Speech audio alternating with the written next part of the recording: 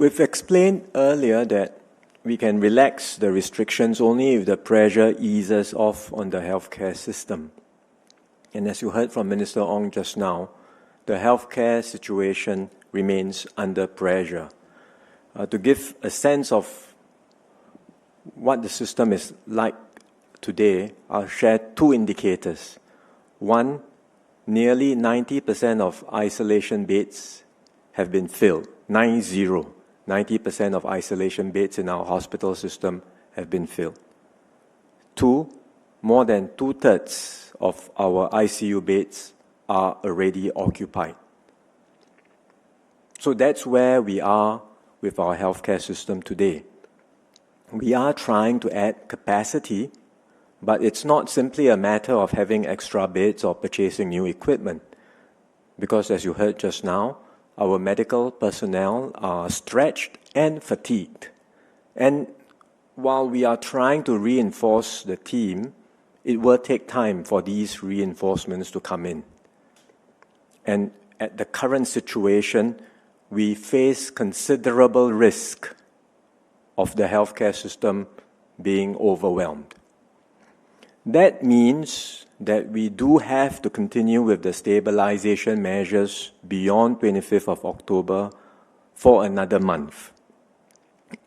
It doesn't mean that all the measures will have to remain frozen or static throughout this entire month, because we will continually review the situation in the coming weeks to see if there is any scope for calibrated easing.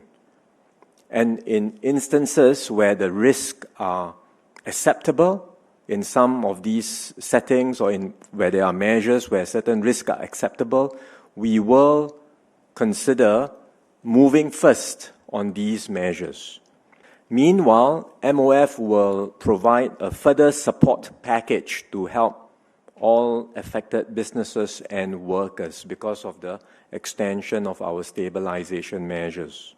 The components of this package will be similar to the earlier one. In other words, there will be a 25% job support scheme support. There will be a half-month rental relief for qualifying businesses, which will include your hawker and market stall holders. And there will be support for taxi and private hire car drivers. The cost of this package is $640 million. It's similar to the last round. And we will fund this package through upside in our revenue, like what we had done previously. We know this is a difficult time for everyone. In many ways, I would say this is probably the most difficult phase in our journey through COVID so far. But this phase will not last indefinitely.